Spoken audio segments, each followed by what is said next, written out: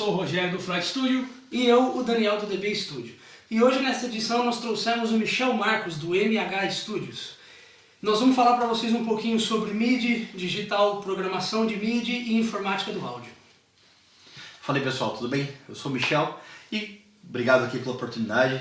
Seja bem-vindo. E o legal da gente falar um pouco sobre isso é esclarecer alguns mitos assim que as pessoas às vezes criam sobre os componentes que a gente está falando aqui, né? Uma das primeiras coisas que a gente queria ver com você é o seguinte: a gente sabe que no seu estúdio lá você trabalha muito com VST, MIDI e tal, né? É onde você tem focado lá suas produções. E muita gente, eu acho que ainda hoje em dia tem aquele mito que você estava falando de achar que não vai ficar legal ou que vai ter muita diferença. O que você pode dizer a respeito disso aí? Eu posso dizer isso que, por exemplo, a impressão do instrumento falso é uma coisa que é um conceito de 10 anos atrás, quando estava surgindo o conceito do MIDI ainda, a qualidade dos instrumentos virtuais não era tão boas, né? Começou ali no Sonar, que é a empresa do Sonar, mas quem patenteou praticamente toda a nova conexão de VSTs foi Steinberg, né? Que se vocês entrarem até no Wikipedia, vocês vão ver que é a empresa pioneira de instrumentos com qualidade virtual boa, né? Usada até em vários álbuns aí famosos e tal. Eu posso dizer que hoje, pessoal, é quase impossível, sem ouvido treinado, você saber o que é real e o que não é dentro de uma produção do disco. Eu vou dizer que antigamente eu tinha esse pensamento de achar que usar o analógico e o digital, nada, porque hoje em dia, bicho...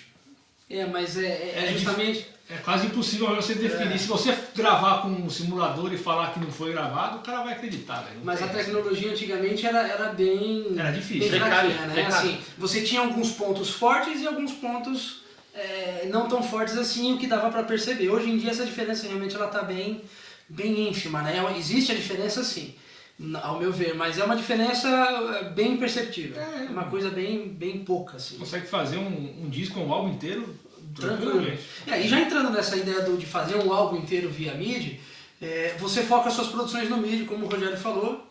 E como é que funciona isso, Michel? Como que é o trabalho de você estar focado 100% na tarefa MIDI? Como que funciona as produções com a banda? Entorta o nariz, não entorta o nariz, ou você tem que ter um jogo ali primeiro? Geralmente eu tenho que explicar primeiro por que eu faço isso. Porque a minha proposta como produtor é home studio. Eu quero mostrar pro cara que ele pode tirar um som satisfatório na casa dele, no meu espaço e tal. Essa é a minha proposta que eu venho trabalhando durante os 12 anos aí. Então o que acontece? Geralmente o pessoal torce o nariz por causa que às vezes não conhece os programas em alta. É o que eu explico pros caras. Tira o termo samplear bateria, um termo horroroso, entendeu? Chama VST de bateria, Virtual Studio Instrument, entendeu? Então o que acontece? Aquele ar de que vai imitar. Então o que acontece? Existe hoje em dia na indústria de instrumentos virtuais grandes instrumentos, Addictive Drums, Toontrack, que é o pioneiro também, começando lá em 1997. Esse o Steve Slate também, que hoje em dia também em questão de qualidade de instrumento está superando muitas expectativas. Então assim, quando você explica para os caras que as bandas gringas também têm CDs com baterias sequenciadas, ou com bateria programada, ou que o cara compra uma bateria eletrônica e toca ali com um timbre perfeito, quando você explica isso eles aceitam mais. Porque você está mostrando o ídolo do cara usando a tecnologia. E aí você obviamente faz demonstrações dos seus resultados e o cara ouve aquilo, gosta. Não, com certeza. Beleza. Vários deles vêm através da internet. Cara, que mixagem, que trabalho legal que você fez. Quando eu falo que é um Addictive Drums da vida, o cara fica bravo. Pô, não, mas é impossível, mas é uma... Porque assim, os instrumentos virtuais, os bateristas tocam de verdade, pessoal. É um processo muito cansativo de captação de dinâmica, sala, microfone. É muito cansativo. Então, ou seja, você está tocando com um baterista de verdade, querendo ou não. Por mais que é um programa, tudo vai da percepção do produtor entender o que é bateria. Por exemplo, que é um instrumento difícil da gente simular. Então, para você ter uma bateria real, você precisa ser um pouco baterista, entender o que é nota fantasma, sala, ambiência, corte de graves em pratos em alguns modelos, trabalhar com timbres e fontes reais. Isso tudo muda o resultado da sua produção se você sabe disso, entendeu? Que caminho você quer conduzir aquela banda, entendeu? Ou seja, são os pequenos detalhes que vão te levar a proximidade maior do que é na vida real com a bateria. Com certeza. Eu já toquei com muita banda, ensaio. Então eu tenho esse som ainda, aquela referência do ensaio, da falta de qualidade do ensaio. Isso me ajuda na mixagem de bateria quando eu quero um som mais orgânico. Quando eu falo, pô, o prato aqui tá com muito grave, eu tenho que encordar, fazer ele espirrar lá nos 10K. Então assim, tem todas essas questões que você precisa ter uma certa vivência, experiência para colocar no instrumento virtual. Porque eu concordo com alguns caras que falam assim, ah, mas produzir com instrumento virtual é mais fácil. É sim, é mais fácil. Mas eu vou dizer uma coisa pra você, se você não tiver o conhecimento para trazer a naturalidade para esses instrumentos virtuais, você vai acabar com o seu trabalho e vai continuar falso do mesmo jeito, entendeu? Você precisa ter essa maneira. Por exemplo, uma coisa legal que o Rogério me ensinou foi microfonar a minha sala lá. Eu deixo o VST tocando e microfono com o microfone meu. Eu uso um ROM lá. E aí eu falava, pô, Rogério, você tá viajando. Quando eu fiz isso, comprimi meu puta corpo na minha bateria. Você ganha um pouco da naturalidade, né? Isso, e aí deu aquela... Os caras ficam bravos comigo, mas como que você tá fazendo essas coisas? Hoje entendo, que ambiência faz uma grande diferença, uma soma muito legal do digital e do analógico que funciona. Legal. Eu assim, na minha visão, é importante você ter esse híbrido entre os dois mundos. Que nem, eu também concordo que produzir, ou pelo menos você fazer uma criação no mundo digital, hoje você tem uma grande facilidade e grandes ferramentas para isso, certo? Eu concordo com isso, mas essa vivência ao natural da coisa, de você produzir uma música ensaiando com a banda, vai te fazer muita diferença na hora de você também sentar ali e programar, e produzir, e criar um arranjo. E deixar maduro, né? Porque eu já fiz N gravações minhas, por exemplo, pegar músicas minhas e, pô, que droga, não consigo me autogravar. Mas pegar a música dos caras e começar a mexer e os caras estavam, nossa, mas você tal. Então, tipo assim, é muito difícil a gente se auto-julgar quando é a nossa música, né? Eu teve já músicas minhas com banda em estúdio que era uma coisa e quando eu tentei fazer em casa mudou tudo, cortei um monte de coisa, não ficou lá muito legal. Falei, putz, cara, e agora eu preciso de um produtor, entendeu? Mas quando a gente tá na visão, quando a gente está na posição de um músico e sem um produtor para direcionar, a gente está se autoproduzindo, é diferente, a coisa muda de figura. E parece que nunca tá bom, né? A gente nunca gosta, eu não gosto muito das coisas que eu faço, você tem que mandar pro Rogério, aprimora essa guitarra aqui pra mim, e eu, putz, agora tá bonito, entendeu? Mas nada melhor do que você realmente saber tocar um instrumento e ser perito naquele instrumento, é diferente, né? Mas aí a gente entra naquele papo, que é o que eu sempre passo para os meus clientes, né, para quem procura esse tipo de informação. Chega um momento que você tem que abandonar, se você for, vamos supor, uma mixagem, se você for pegar um projeto para mixar e for querer deixar ele perfeito, esquece, você não vai deixar ele perfeito, não existe tal coisa como isso. Então você vai ter que, entre aspas, abandonar a sua mixagem, chegar no limite possível, da melhor qualidade possível que você atingir ali. E, abandonar, que eu digo, é no sentido de prazo mesmo.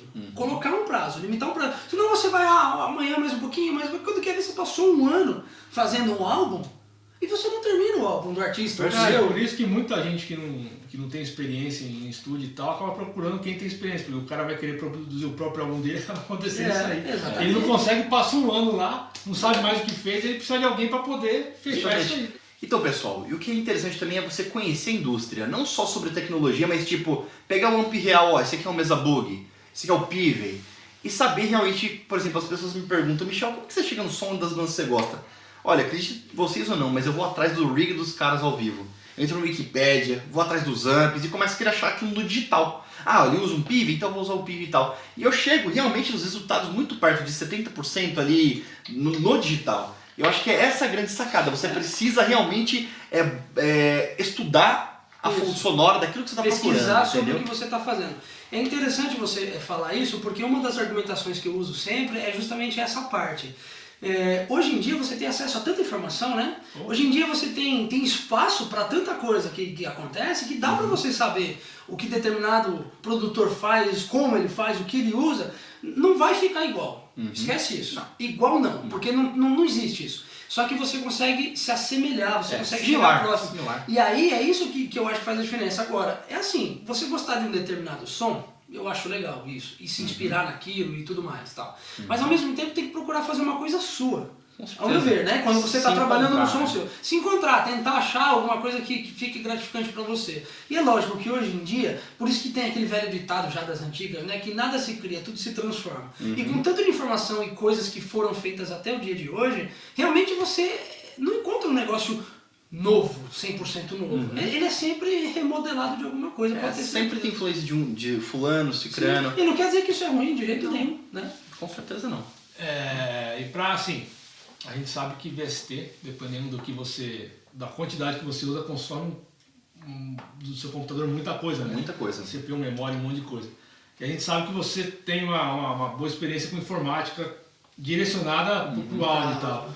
E que tipo de máquina você acha que é legal, a configuração, para o pessoal poder mexer com essa pantalla? Então eu vou falar para vocês o que eu acho sobre isso. Então é o seguinte, pessoal. Se vocês pegarem a trilha do filme Homem-Aranha 1, tem um cara chamado Danny Elfman, vocês podem procurar. Sou eu, obrigado. Você pode ver lá que, pô, eu achava que era uma orquestra gigantesca até conhecer o Contact.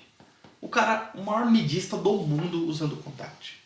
Mas desde aquela época, dos anos 2000, tipo, entendeu? Era o Compact 1.0 e foi melhorando e chegando no Compact. Então assim, samples, cara, consome muito. Cada biblioteca é 1 GB, 2 GB, e aí o cara pensa que HD. Vou comprar um HD de 1 TB. Não, cara, é memória RAM com processador. Não adianta ter um HD gigantesco. E assim, a gente sabe que no áudio profissional, cara, se você grava com 4 GB, desiste. É sério, 4 GB não dá, não funciona. Isso hoje 4 em dia, GB, né? 4 GB é o mínimo. Não, nos dias atuais. Então, exato. Muitos anos atrás você ia rodar o Drummer perfeitamente, mas não hoje.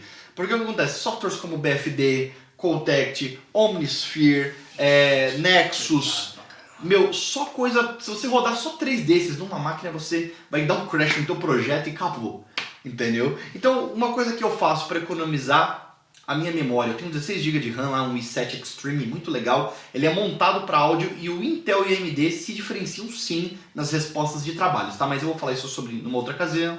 Mas um mínimo que eu aconselho para vocês, meu, é trabalhar acima do quad-core, tá? Tá aí no i7, entre o Phenom aí, X8 também é legal para trabalhar. Se você trabalha profissionalmente, quer prestar esse trabalho de produção, ou para suas músicas quer ter instrumento com várias qualidades, você tá aí com i7, uns 8 GB de RAM no mínimo, entendeu? Pensando no projeto MIDI. Pensando na composição MIDI e tal. E uma coisa que eu falo para vocês, meu, eu faço um projeto para cada coisa. Se eu quero uma orquestra, um projeto para orquestra.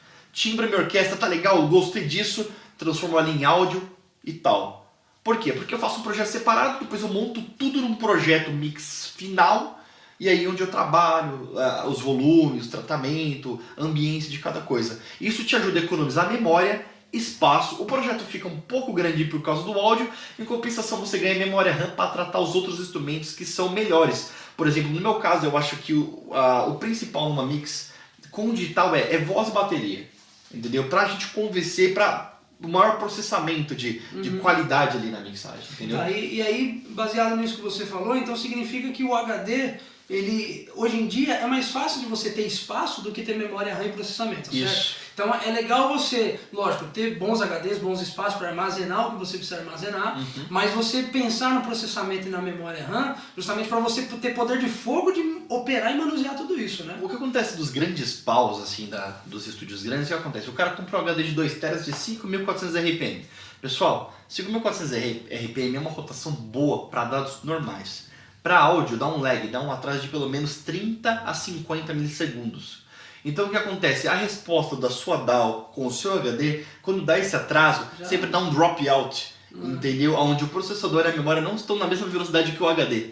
Agora é diferente se você usa SSD, tá? Para áudio, para vídeo é muito bom o SSD. Eles trabalham realmente em conjunto, tá? E aí você pode habilitar o hyperthreading do seu... Hyperthreading é um multitarefa do seu processador, tá? Para gerenciar melhor toda essa... E ele influencia principalmente no carregamento de plugins. Por exemplo, no Cubase tem uma barrinha verde do lado esquerdo. Aquela barrinha que fica subindo, aquela ali é só processamento do processador. A barrinha do lado direito é só memória RAM. Você vai ver que a barrinha do lado direito ela nunca explode, porque a memória RAM ela é praticamente infinita no Cubase quando você tem 16 GB.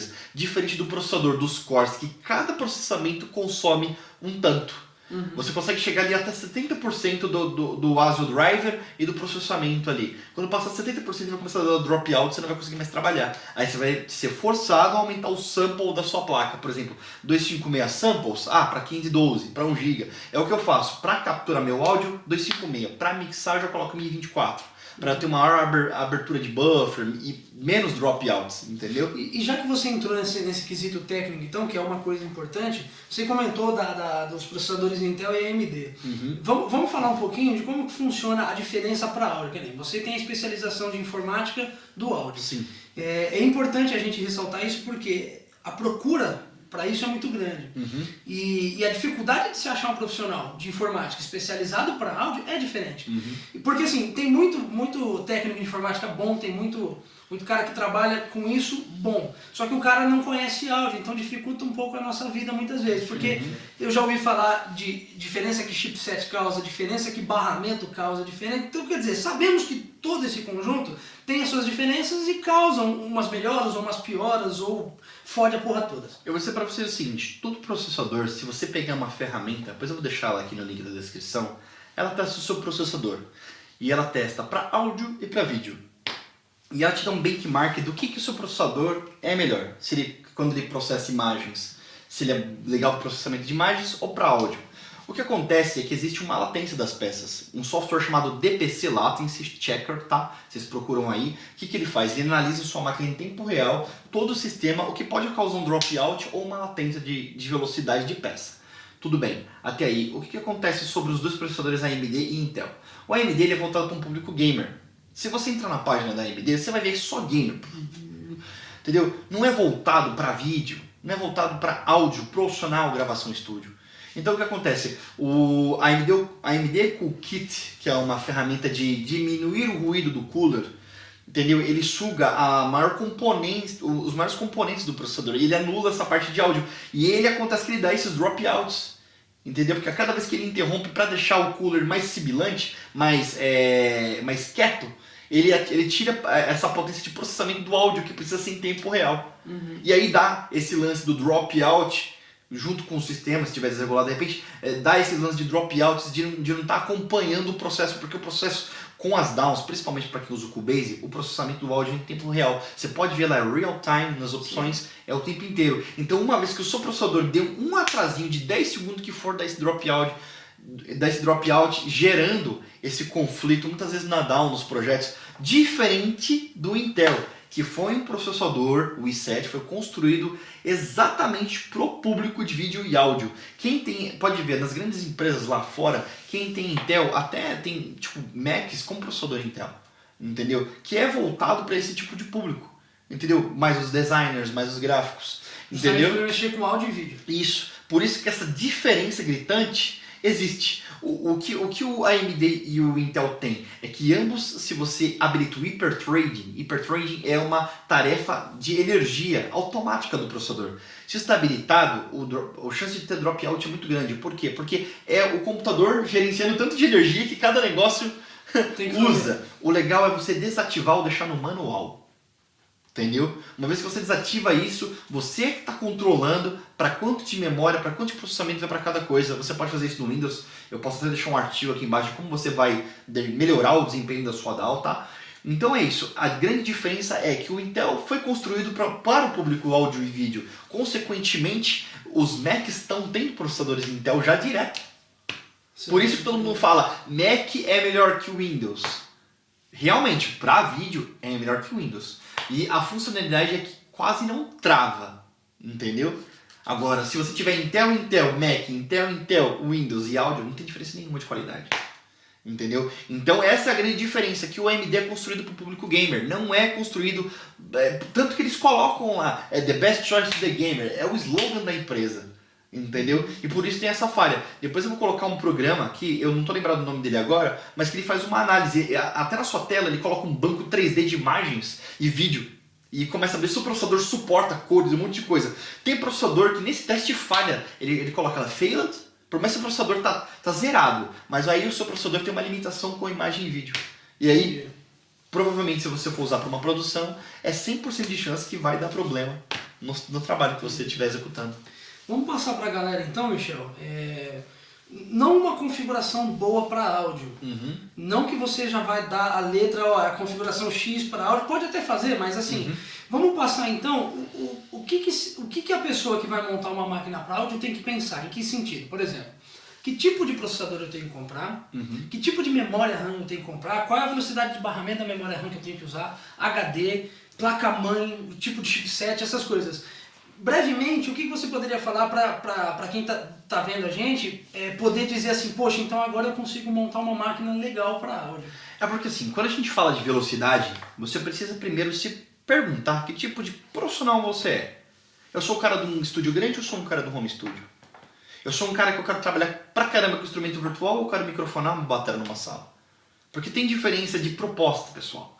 Então o que acontece? Às vezes um cara no home studio você vai gastar uns 2 pau, você só tem 2 pau para você gastar no computador. E você precisa montar um custo-benefício, mas eu vou dizer para você que se você montar uma máquina com processador Intel, com chipset Intel, já começar com isso, né, nesse lance das marcas serem parecidas, elas vão trabalhar melhor, já começa a trabalhar melhor porque é da mesma marca, mesma empresa. Falam a mesma língua, né? Justamente. Então o que acontece? É legal você hoje estar trabalhando na empresa quad-core, Intel QQ6600, é um bem antigo, já tem a geração 3 e 4 desses processadores quad-core, colocar 8 GB no mínimo aí, DDR3, tá? Para quem trabalha com Reaper, Studio One, que é 64 bits, ter o sistema 64 bits também é essencial e prestar bastante atenção num componente principal para samples, tá? Mas ó, é decisivo isso daqui, tá bom? É o HD. Você pega um programa chamado HD Rotate e você passa um HD antes de comprar, que ele vai mostrar a rotação dos dados do HD. Por quê? Para você saber o RPM, o mínimo para trabalhar com samples legal é 7200 para carregar legal as bibliotecas. Eu tenho um HD de 5400 que ele dá, quando eu estou carregando o Contact, ele demora 1 minuto para carregar as bibliotecas, porque a rotação dos samples é lenta. Então isso também influencia no carregamento dentro da DAW. Então, Michel, só para a galera entender melhor como é que funciona esse esquema todo de montar a máquina, que peça combina com qual peça, o que a gente pode juntar, se de repente você tem uma placa-mãe de uma marca, trabalhar com um chipset de outra, como é que você pode indicar para o pessoal esse tipo de coisa? Tá bom, então pra gente alinhar legal isso daí, eu vou falar uma coisa pra vocês. Supondo que você tem um Intel, um processador Intel, ele vai combinar com uma placa que tem chipset Intel, por exemplo, i7, as placas-mães da Gigabyte já vem com chipset Intel, a maioria, as Asus também, chipset Intel, são duas placas que trabalham bem legais com o processador. Memória RAM, pessoal, Markvision e Kingston são memórias RAMs de mercado, pioneirismo só. E eu aconselho vocês usarem a Corsair Vengeance, ela tem um sistema de overclock interno com perfil XMP das placas Asus de Gigabyte, no qual o processador i7 trabalhando com o overclock natural dele, automático, porque é ele que programa, a própria placa programa o overclock para isso. Ela, entendendo que você tem a memória da Corsair, eles alinham as velocidades e aí não tem aquele delay de processamento de dados. E isso faz com que tudo funcione numa engrenagem muito mais... flui muito melhor. Né? Sim, você não vai ter dropout, você não vai ter, por exemplo, travando a tela branca esperando o software responder, você não tem o delay e as peças elas acabam trabalhando numa velocidade melhor, com uma qualidade melhor, dando só um upgrade melhor para o estúdio que tiver. Entendeu? Entendi. E, por exemplo, velocidade de barramento de uma memória. Se ela é dual channel ou não, isso influencia também? Isso influencia, porque uma memória dual channel, por exemplo, que ela tiver uma frequência diferente. Se eu tiver uma memória 533, por exemplo, e eu quiser colocar uma memória 800 MHz, naquele barramento antigo DDR2, elas vão se cancelar. Uma trabalha numa frequência, a outra trabalha na outra, ninguém soma com ninguém. Diferente se você tiver duas memórias de 1333 MHz, então 1333 mais 1333 são 2666 MHz trabalhando juntos. O Dual Channel tem ainda essa dificuldade das duas memórias trabalharem juntas, porque acontece muito que se você tiver duas memórias Dual Channel e dá um pico de energia, uma delas dá um problema no barramento, ela vai trabalhar numa frequência diferente. E aí você vai ter que ficar ajustando na placa-mãe lá, manualmente, né? Por isso que eu digo, em vez de você falar de Dual Channel, pega a placa-mãe que tenha mais slots separados e usa duas memórias com a mesma frequência. Ela dá um desempenho independente, como se fossem dois processadores independentes. E só pra gente finalizar então, HD não entra nesse requisito, né? HD é uma questão só da velocidade de leitura. Então de 7.200 RPM pra cima pra você trabalhar com áudio e vídeo, certo? Isso. E se tiver um SSD, melhor ainda. Justamente. Supondo que se você não tiver o 7.200, quiser pegar de 5.400 e assim... estiver ciente que é um pouco mais lento, dá para trabalhar também, eu tenho uso no meu estúdio, normal, mas você precisa compreender que existe esse problema, não, entendeu? Sim, aí você está aceitando Isso. a possibilidade que aquele HD te oferece. Isso, tá? isso. Então, para a gente concluir, por exemplo, a frequência de processador. É legal trabalhar em overclock, que é acima daquele limite que o fabricante pressupõe que ele trabalha estável. Como é que é isso? Olha, o fabricante colocou o overclock lá por quê? Porque ele sabe que você vai mexer. Ele sabe que você vai mexer. Ele colocou o processador ali, os processadores i7, os i8, o que for. Pessoal, eles são processadores com tecnologia nuclear praticamente. E eles aguentam um tranco, eles fazem 1001 testes que vocês nem imaginam. Então dá para trabalhar sim, só que você vai comprometer a vida da tua fonte, principalmente a vida do teu equipamento. Um processador que dura no overclock automático 8 anos vai durar 2. Nossa, então é uma Você vai fazer um equipamento trabalhar com estresse. Eu sei disso porque eu fiz isso com a minha máquina que estava há 9 anos comigo, eu perdi uma placa-mãe por isso, entendeu? Então eu posso dizer para vocês que, se você não sabe programar o overclock, deixa como tá, não mexe, entendeu? É bom pro teu bolso, o computador agradece, entendeu? O overclock ele foi implementado por quê? É mais para questão de jogo, para te falar bem a verdade. Isso é para quem joga online, usa muitos gráficos, usa AutoCAD, sabe aqueles programas gráficos. Precisa do recurso, né? Fora a aceleração de gráficos, isso não é muito bacana você estar mexendo. Certo, ótimo. Entendeu?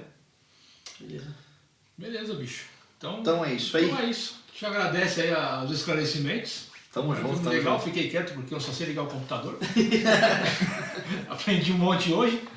E a gente agradece, bicho. Obrigado mesmo pelas informações. Que o pessoal vai curtir aí. Obrigado aí pela oportunidade. Se vocês quiserem conferir o meu trabalho no MH Studio, é só digitar MH Studio no Facebook, tá bom? E no YouTube, se quiser se inscrever no canal, dica pro digital, tal, aulas básicas. É isso aí. Valeu pela oportunidade. Adiopapo, Daniel, Rogério.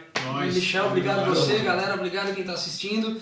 Fiquem ligados nessas informações aí. Se vocês precisarem de mais alguma informação, alguma coisa que vocês estão buscando referente à sua máquina, falem com o Michel, informática do áudio, garoto especializado. Esse Valeu realmente aí. entende. Valeu. Digita lá no Facebook, MH Studios, entre em contato. Se precisarem também, DB Studio, Flight Studio. E é isso aí. Muito obrigado mais uma vez. A próxima edição A gente não sabe ainda. a gente não sabe, não. Então, Vai sair. Valeu, galera. Valeu.